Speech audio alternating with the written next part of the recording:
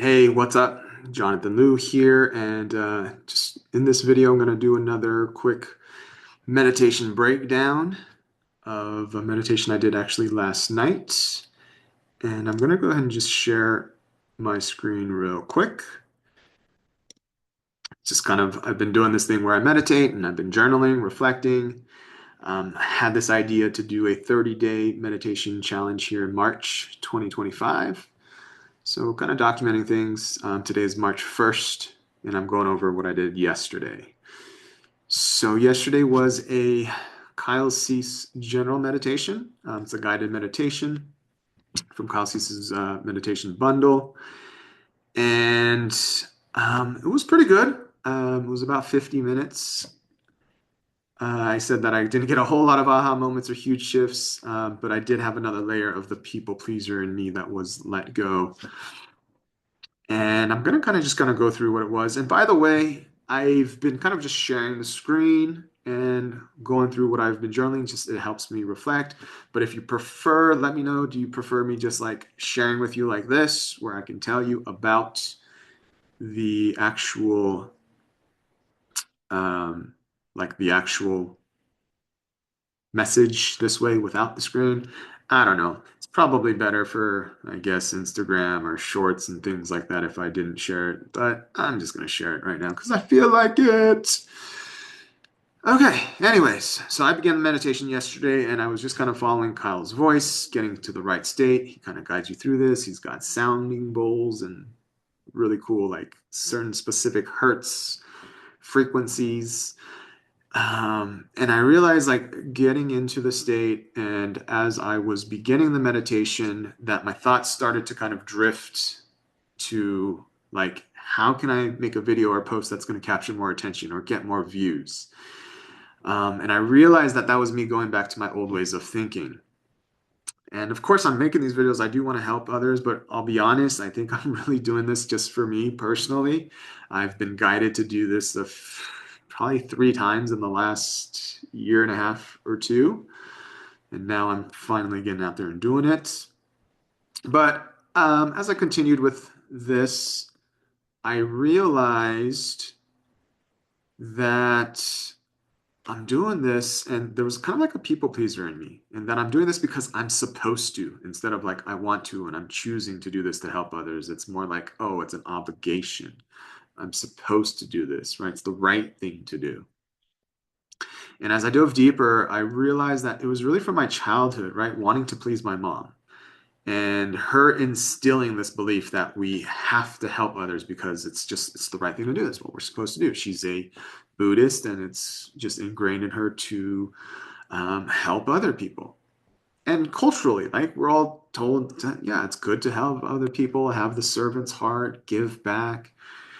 And I'll be honest with you, even though I do like to give back, I'll say that when it's an obligation and I'm supposed to, it didn't feel natural, right? I was doing it to please my mom or whatever. And so I realized, you know what? Let me just go ahead and start letting go of this identity of the people pleaser and holding on to this idea of needing to give back and help others and all that. And so I did, but I ran into resistance because that part of me didn't want to let go, right? I asked why, what'll happen if you do, and there was different resistance levels, right? The first resistance level was she'll get mad and she'll hit me, right? He's scared. And when he said that, I could feel the fear in my body. And so I, of course, leaned into the fear, started to dissipate, and then I tried to let go again. And this time there was more resistance, right? Again. And I'm like, okay, wasn't the fear of getting, her getting mad, but now it was, oh, I was afraid if I let this go, then my mom will be so disappointed in me. She won't be angry and yell or mad, but she'll be so disappointed she'll be silent and say nothing. And that brought me back to a memory where the first time the police raided my house, I was out there, I was handcuffed on the ground, but they also put my parents in handcuffs, right? My mom and my dad. And I saw my mom and I just saw the hurt in her eyes. You know, she wasn't angry, she wasn't mad. It was more sad, disappointed, and and that hurt. And so I had to process through those feelings and those emotions that were stuck. And once I released like the guilt, the shame, and the disappointment in myself, felt a little lighter. And actually, that's kind of where the session, at least the guided part ended. And I didn't feel complete, so I decided to keep going on. Right. I'm like, okay, come on, let's just let this go. Right. So keep in mind, that was like 50 minutes to get through this. Right. And it didn't feel like 50 minutes though. I was like, wow, I'm still not done. So let me try letting go again. More resistance. What the heck is going on? Right. So I asked my inner child, like, hey, why don't you want to let go of the people pleaser identity? And he replied with, then I won't know who I am. Right? Like I've been conditioned and I'm programmed and taught to be a people pleaser for my entire life, 41 years of my life. I didn't know who I'd become if I let it go. And this stemmed as a child, as a baby. So I asked them, like, who would you like to become?